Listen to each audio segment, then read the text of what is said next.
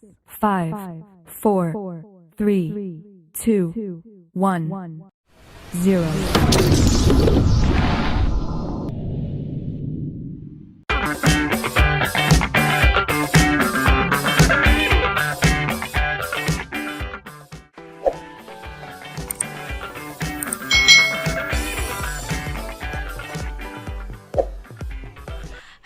Hai, selamat datang di channel YouTube Kak Citra. Apa kabar adik-adik semuanya? Kak Citra berharap kalian dalam keadaan yang baik, sehat, dan siap untuk belajar ya. Hari ini kita akan belajar bersama-sama untuk mata pelajaran tematik kelas 6. Kita belajar di tema 8 Bumiku, subtema 1 perbedaan waktu dan pengaruhnya, pembelajaran yang keempat. Mari adik-adik kita belajar dengan penuh semangat ya. Adik-adik, di sini ada bacaan yang berjudul Sekolah Anak Jalanan. Diambil dari republika.co.id. Usia mereka boleh jadi tidak lebih dari 10 tahun. Namun kulit mereka telah melegam terpanggang. Telapak kaki mereka mengeras dan terkelupas. Bermodalkan sandal jepit yang menipis, mereka melompat dari satu bis ke bis yang lain, dari satu angkot ke angkot yang berikutnya. Dengan menadahkan tangan seraya menyuguhkan wajah iba, mereka berharap mendapat sekeping Rp500 atau syukur-syukur selembar Rp2.000. Mereka inilah yang sejak kecil telah berpredikat sebagai anak jalanan. Di usia dini mereka telah melakoni profesinya masing-masing. Ada yang mengamen, memulung, hingga menyemir sepatu. Tidak inginkah mereka menikmati masa kecil dan belajar seperti anak-anak yang lain? Jauh dari ingar-bingar jalan raya dan tersembunyi di kawasan Plumpang, Rawabadak, Jakarta Utara, anak-anak jalanan itu ternyata bersekolah. Salah satu lembaga sosial yang peduli terhadap nasib anak jalanan dan anak kurang mampu adalah Yayasan Himmata. Nah, di yayasan ini ada 400 lebih anak jalanan mengenyam pendidikan secara cuma-cuma. Menurut Sarkono, itu ketua Yayasan Himmata, yayasan tersebut sejak tahun 2000 dan merupakan lembaga sosial masyarakat yang bersifat independen dan nirlaba. Pada tahun 2004, Pusat Kegiatan Belajar Masyarakat atau PKBM Himmata ini yang terletak di tengah lingkungan masyarakat kumuh disahkan. PKBM Himmata hampir serupa dengan sekolah formal. Tak hanya dari seragam, jam belajar pun hampir sama dengan sekolah formal dan berlangsung selama 5 hari dalam seminggu. Karena PKBM Himmata ini hampir sama dengan sekolah formal, mereka membutuhkan pengajar yang tetap, tidak hanya yang relawan adik-adik ya. Mereka memiliki pengajar yang tetap. Nah, saat ini PKBM Himmata ini memiliki sekitar 30 pengajar tetap dengan bayaran tak lebih dari 300.000, jauh dari kata sejahtera. Namun mendapatkan bayaran bukanlah tujuan utama menjadi pengajar di sini. Muhammad Anwar misalnya, ia mengaku menjadi pengajar selama lebih dari 10 tahun karena tuntutan hati nurani untuk memberi ilmu kepada anak bangsa. Mengajar anak jalanan itu susah-susah gampang kalau didasari dengan keikhlasan, bukan orientasinya mengejarnya karena materi. Istilah susah itu nggak ada, ujar Muhammad Anwar, guru mata pelajaran Sosiologi dan Pendidikan Agama Islam. Secara fisik, bangunan PKBM Himmata ini memang memenuhi syarat, namun nasib pengajar masih kurang perhatian dari donatur. Kita ini manusiawi, memang perasaan itu ada, namun sumber rezeki tidak hanya di sini saja, tapi di luar masih ada. Yang penting terus tawakal, kata dia. Adik-adik, dari bacaan sekolah anak jalanan tadi, perkiraan informasi apa yang kita dapatkan dari artikel koran tersebut? Nah, informasi fakta-fakta yang ada yang kita temukan dari artikel itu adalah: pertama, banyak anak jalanan yang menjadi peminta-minta. Di kawasan Pelumpang, Jakarta Utara, anak-anak jalanan ini bersekolah. Yang ketiga, Yayasan Himata merupakan lembaga yang bersifat independen dan nirlaba. PKBM Himata itu sangat peduli pada pendidikan anak jalanan. Yang kelima, pengajar mau mengajar itu karena tuntutan hati nurani. Nah, sekarang hal-hal yang kita dapatkan dari informasi di artikel tadi, yang kita dapatkan adalah tentang kehidupan yang dihadapi anak jalanan dan peran serta masyarakat dalam pendidikan bagi anak jalanan. Pelajaran yang kita dapatkan dari artikel yang kita baca tadi adalah kita itu harus bersyukur ya, karena lebih beruntung dari anak-anak jalanan. Adik-adik, kalian bisa sekolah di tempat yang nyaman, tidak harus bekerja untuk mendapatkan uang ya, karena masih dibiayai oleh orang tua. Sedangkan anak jalanan, mereka harus mencari uang sendiri adik-adik. Mereka bahkan tidak bisa sekolah, tapi untungnya di sini ada Yayasan Himata. Nah, pendidikan adalah hak semua warga negara. Adik-adik, dari cerita tentang Pusat Kegiatan Belajar Masyarakat PKBM Himata, kita menjadi tahu bahwa ada orang yang rela bekerja keras agar setiap anak Indonesia ini memperoleh pendidikan. Hampir setiap hari kamu dan teman-temanmu itu pergi ke sekolah untuk belajar. Bagi beberapa anak Indonesia, kesempatan untuk bersekolah itu tidak mudah didapat. Supaya kegiatan bersekolah itu memberi manfaat bagi kehidupanmu, kewajiban-kewajiban apa ya yang perlu kamu laksanakan? Nah, kalian bisa membuat kelompok nih adik-adik yang terdiri 3-4 orang. Diskusikan 5 kewajiban kalian sebagai seorang pelajar. Nah, contohnya adik-adik di sini Kak Citra menuliskan ada 5 kewajiban kalian sebagai seorang pelajar. Yang pertama itu belajar dengan tekun, lalu menjaga kebersihan sekolah, menjaga nama baik sekolah, menghormati bapak atau ibu guru, dan mematuhi aturan yang ada di sekolah. Itu adalah contoh-contoh kewajiban kalian sebagai seorang pelajar. Ingat ya, kewajiban adalah hal yang harus kita lakukan. Nah, adik-adik bisa berdiskusi juga dengan teman-teman kalian. Kita akan bersama-sama menjawab pertanyaan yang ada nih. Ya, yang pertama adik-adik, jelaskan mengapa kamu memilih janji tersebut. Apakah janji itu akan memberi manfaat bagi keberhasilan pendidikanmu?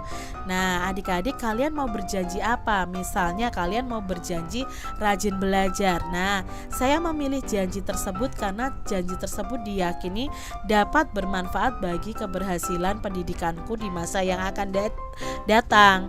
Rajin belajar, menjaga kebersihan, nama baik sekolah, menjaga nama baik sekolah, menghormati bapak ibu guru, dan mematuhi aturan sekolah itu akan bermanfaat bagi keberhasilan pendidikan kita.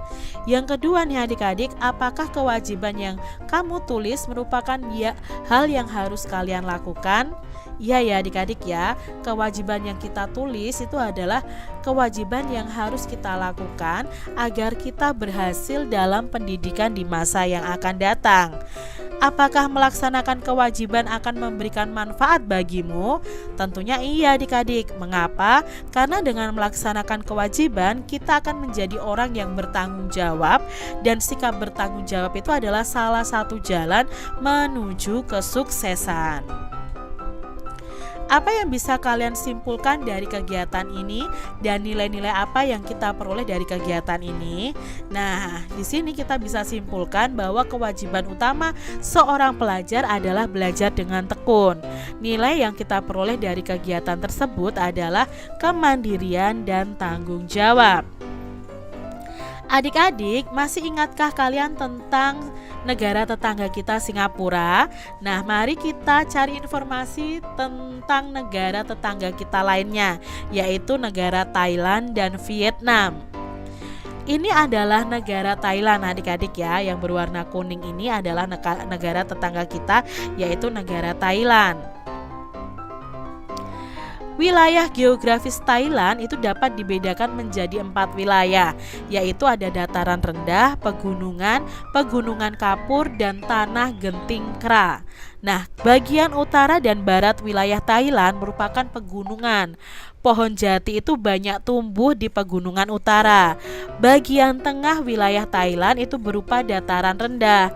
Sungai utama di Thailand adalah Sungai Chao Phraya, Sungai Chi, dan Sungai Mun. Negara Thailand ini beriklim tropis. Nah, yang pertama, dataran rendah itu berada di bagian tengah. Daerah ini dialiri Sungai Chao Phraya yang mengalir ke Teluk Thailand, dan daerah ini merupakan daerah yang subur. Daerah pegunungan berada di bagian utara dan barat. Gunung tertinggi adalah Gunung Doi Intanon ya. Ini 2576 meter di atas permukaan air laut nih tingginya. Berikutnya, Pegunungan Kapur itu berada di bagian timur yang disebut dengan Pegunungan Plato. Tanah genting kera yang memanjang semenanjung Thailand berada di bagian selatan. Nah, ini informasi mengenai Thailand ya adik-adik ya. Ibu kotanya Bangkok, lalu luasnya itu sekitar 500.000 km persegi. Kelompok etnisnya yang ada di sana itu kelompok etnis Thai, Tionghoa, Melayu. Lalu bahasanya bahasa Thai, agamanya itu kebanyakan Buddha. Lagu kebangsaannya adalah Peng Chart Thai ya. Pemerintahannya adalah kerajaan, bukan presiden adik-adik. Kepala negaranya adalah raja, kepala pemerintahannya perdana menteri, dan mata uangnya adalah baht. Nah, batas negaranya itu di sebelah utara berbatasan dengan negara Laos, di sebelah timur berbatasan dengan Kamboja, di sebelah selatan itu berbatasan dengan Malaysia, dan di sebelah barat dan barat daya itu berbatasan dengan negara Myanmar dan Laut Andaman. Dari informasi yang kita peroleh dari teks di atas, kita bisa membuat peta pikiran yang berisi informasi penting tentang negara Thailand adik-adik ya. Nah, di sini Kak Citra mempunyai peta pikiran tentang wilayah geografis Thailand. Nah, wilayah geografis Thailand tadi dibedakan menjadi 4 wilayah. Yang pertama ada dataran rendah yang dialiri Sungai Chao Phraya yang berada di bagian tengah. Lalu ada daerah pegunungan dengan gunung tertinggi Doi Intanon yang berada di bagian utara dan selatan. Lalu ada Pegunungan Kapur yang berada di bagian timur yang disebut dengan Pegunungan Plato. Lalu ada Tanah Genting Kera, itu memanjang di bagian selatan semenanjung Thailand. Negara Thailand ini memiliki kondisi alam yang berbeda dengan negara Singapura adik-adik. Bagaimana dengan negara tetangga lainnya? Nah, sekarang kita akan belajar ke Vietnam. Nah, negara tetangga kita berikutnya adalah Vietnam. Ini adalah peta negara Vietnam adik-adik ya. Nah, luas Vietnam itu kurang lebih hanya 300.000 km persegi. Daerahnya itu terdiri atas bukit-bukit dan gunung-gunung berhutan lebat serta sedikit dataran rendah. Wilayah Vietnam bagian utara itu berupa pegunungan, sedangkan bagian selatan itu berupa dataran rendah yang subur. Gunung-gunung yang ada di Vietnam itu antara lain ada Gunung Ngoc Linh ya dan Gunung Chu Yang Sin. Sungai utamanya adalah Sungai Mekong dan Sungai Sangka. Ini adalah informasi mengenai negara Vietnam. Ibu kotanya Hanoi, ya luasnya tadi sekitar 300.000 km persegi. Lalu kelompok etnis yang tinggal di dalamnya itu ada Vietnam, ada orang Cina, ada orang Prancis, ada orang Inggris. Bahasa mereka itu menggunakan bahasa Vietnam. Lalu ada agamanya itu agama tradisional Buddha dan Kristen. Ya, lagu kebangsaannya Tie En Quan Cha. Ini agak susah nih cara membacanya adik-adik ya. ya. Lalu pemerintahannya itu Republik Sosialis, kepala negaranya itu presiden, kepala pemerintahannya adalah perdana menteri, dan mata uangnya itu mata uang dong ya. Nah, ini adalah batas-batas negaranya. Sebelah utara itu berbatasan dengan Tiongkok, lalu sebelah timur dan selatan itu berbatasan dengan Laut Cina Selatan, lalu di sebelah barat itu berbatasan dengan Teluk Siam dan negara Laos. Informasi apa yang kita dapatkan dari teks tadi adik-adik, dan kita buat peta pikiran tentang negara Vietnam. Nah, ini wilayah geografis negara Vietnam. Wilayah geografis Vietnam itu terdiri atas bukit, gunung, berhutan lebat, dan dataran rendah. Nah, wilayah Vietnam bagian utara itu berupa pegunungan, bagian selatan itu berupa dataran rendah yang subur. Lalu gunung di Vietnam antara lain Gunung Ngoc Linh dan Chu Yang Sing. Lalu sungai utamanya adalah Sungai Mekong dan Sungai Sangka. Adik-adik, kita akan bandingkan kondisi alam dari Thailand dan Vietnam. Kita cari dulu persamaan dan perbedaan dari kondisi alamnya.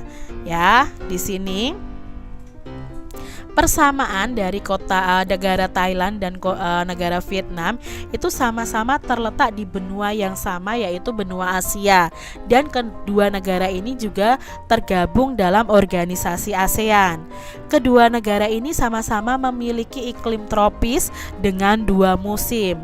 Keadaan sosial dan kebudayaan dari kedua negara juga relatif hampir sama. Keadaan masyarakat kedua negara sebagian besar bekerja di bidang pertanian karena kedua negara ini memiliki tanah yang subur. Kekayaan bahan tambang utama kedua negara juga sama, yaitu minyak dan batu bara. Nah, di sini adalah persamaan dari negara Thailand dan Vietnam. Lalu perbedaannya apa? Nah, perbedaannya Thailand ini pemerintahannya berbentuk kerajaan, sedangkan Vietnam itu berbentuk republik sosialis. Bahasa nasional Thailand itu bahasa Thai, sementara Vietnam itu memakai bahasa Vietnam. Nah, Thailand dan Vietnam itu memiliki kepala negara yang berbeda. Thailand itu dipimpin oleh seorang raja, sedangkan Vietnam itu dipimpin oleh seorang presiden. Letak secara geografis maupun astronomis kedua negara ini juga berbeda. Mata uangnya juga berbeda. Thailand itu pakai baht, kalau Vietnam itu pakai dong. Nah, adik-adik, kalian carilah informasi yang dibutuhkan dengan membaca memindai. Dalam membaca memindai, pembaca akan langsung mencari informasi tertentu atau fakta khusus yang diinginkan tanpa memperhatikan atau membaca bagian lain dalam bacaan yang dicari. Nah, untuk lebih memahaminya, ayo kita baca berikut ini dengan teknik memindai. Nah, ini adalah negara-negara yang mengikuti ASEAN. ASEAN, negara-negara yang terletak di Asia Tenggara bersepakat untuk membentuk sebuah organisasi yang bernama ASEAN. Nah, organisasi ASEAN ini didirikan 8 Agustus 1967 di Bangkok, Thailand. ASEAN ini bertujuan menjalin kerjasama antar negara Asia Tenggara. ASEAN ini diprakarsai oleh perwakilan 5 negara ya di Asia Tenggara, yaitu Menteri Luar Negeri Adam Malik itu dari Indonesia, lalu ada Tun Abdul Razak dari Malaysia, ada Thanat Khoman ya dari Thailand, ada Raja Ratnam dari Singapura, dan ada Marquiso Ramos itu dari Filipina. Nah, mereka menandatangani deklarasi pendirian ASEAN ini. Deklarasi itu bernama Deklarasi Bangkok. Indonesia menjalin kerjasama dengan negara-negara di Asia Tenggara. Kerjasama tersebut dilakukan demi kemajuan anggota. Kerjasama ASEAN tersebut diwujudkan dalam beberapa bidang berikut ini adik-adik. Yang pertama adalah kerjasama ASEAN di bidang ekonomi. Nah, ada pembukaan pusat promosi ASEAN. Promosi yang dilakukan oleh ASEAN meliputi sektor perdagangan, pariwisata, dan investasi. Pembukaan pusat promosi ASEAN itu dilakukan di negara Jepang yang merupakan negara yang mempunyai perkembangan cepat dalam berbagai sektor. Pembukaan pusat promosi di Jepang itu mempunyai tujuan untuk melakukan peningkatan kegiatan ekspor dari negara-negara ASEAN ke Jepang dan juga meningkatkan jumlah investor Jepang bagi negara-negara ASEAN. Lalu yang kedua adalah penyediaan cadangan pangan. Bentuk kerjasama dalam penyediaan cadangan pangan tidak hanya dilakukan untuk kerjasama yang saling menguntungkan, tetapi juga dalam keadaan yang darurat. Misalnya ketika salah satu negara ASEAN ini mengalami krisis pangan karena bencana, maka negara lain harus siap menyuplai cadangan pangan untuk negara tersebut. Yang ketiga adalah penyelenggaraan proyek industri. Nah, ada beberapa proyek industri ASEAN sebagai berikut. Nah, ada ASEAN Aceh Fertilizer Project atau pabrik pupuk di Aceh, Indonesia. Lalu ada ASEAN Urea Project, itu pabrik pupuk di Malaysia. Lalu ada ASEAN Copper Fabrication Project, yaitu pabrik tembaga di Filipina. Lalu ada ASEAN Vaccini Project yang memproduksi vaksin di Singapura. Lalu ada Rock Salt Soda Als Project yang memproduksi abu soda di Thailand. Ini adalah proyek-proyek industri ASEAN, adik-adik. Nah, ada kawasan perdagangan bebas.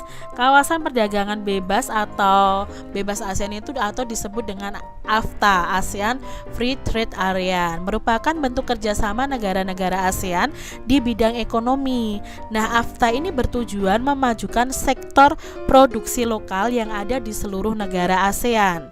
Berikutnya ada Koperasi ASEAN. Nah, Koperasi ASEAN atau ASEAN Cooperative Organization merupakan salah satu bentuk kerjasama negara-negara ASEAN dalam bidang ekonomi. Dalam tujuannya, Koperasi ASEAN ini mempunyai keinginan untuk mengokohkan organisasinya sebagai sebuah gerakan koperasi yang menopang perekonomian di Asia Tenggara. Nah, adik-adik, di sini ada Defense Ministers Meeting. Nah, ASEAN Defense Minister Meeting atau ADMM adalah bentuk kerjasama di bidang politik. Nah, ADMM ini merupakan pertemuan rutin Menteri Keamanan negara-negara anggota ASEAN. Pertemuan ini diadakan untuk membahas kerjasama dan diplomasi politik dalam bidang pertahanan dan keamanan negara-negara ASEAN. Itu kerjasama ASEAN di bidang politik. Yang kedua, ada pengiriman duta dan konsulat. Nah, pengiriman duta dan konsulat ini merupakan langkah yang dilakukan agar wakil negara selalu ada dalam menjalankan fungsi dan perannya sebagai bagian dari ASEAN. Ada perjanjian ekstradisi ASEAN. Nah, perjanjian ekstradisi negara-negara ASEAN ini merupakan bentuk kerjasama bidang politik dalam menangani tersangka kejahatan yang melarikan diri ke kawasan negara-negara di ASEAN. Lalu ada perjanjian kawasan bebas nuklir. Nah, perjanjian kawasan bebas nuklir ini merupakan kerjasama negara-negara ASEAN di bidang politik mengenai pelarangan senjata nuklir di negara ASEAN. Nah, dalam perjanjian ini melarang keras adanya perancangan dan pembuatan senjata nuklir di ASEAN. Lalu ada perjanjian kawasan damai, bebas, dan netral. Nah, ini merupakan kerjasama negara-negara di ASEAN untuk menjaga setiap negara agar tetap damai.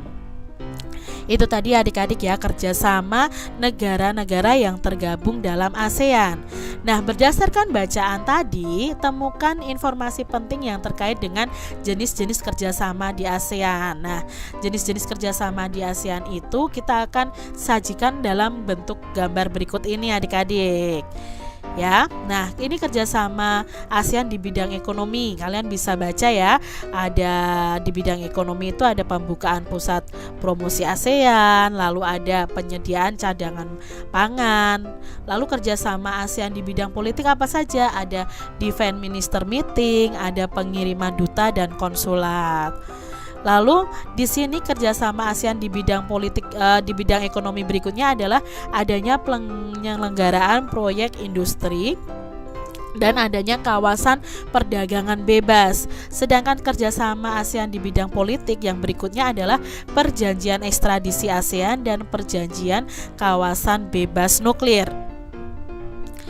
Kerjasama ASEAN di bidang ekonomi yang terakhir adalah adanya koperasi ASEAN, dan kerjasama ASEAN di bidang politik yang terakhir adalah perjanjian kawasan damai, bebas, dan netral. Itu tadi ya, kerjasama ASEAN di bidang ekonomi dan di bidang politik. Demikian tadi adik-adik pembahasan kita di tema 8 subtema 1 pembelajaran yang keempat. Semoga video pembelajaran ini bermanfaat untuk adik-adik semuanya. Mungkin agak panjang ya karena memang materinya agak banyak adik-adik ya. Kak Citra berharap kalian tetap mau belajar materi ini. Terima kasih ya sudah menyaksikan video dari Kak Citra, dan sampai jumpa lagi di video pembelajaran Kak Citra selanjutnya. Tuhan memberkati. Jangan lupa tekan tombol subscribe, lalu tekan loncengnya, tekan juga tombol like, lalu share ke media sosial kalian. Jangan lupa untuk ikuti media sosial Kak Citra. Terima kasih.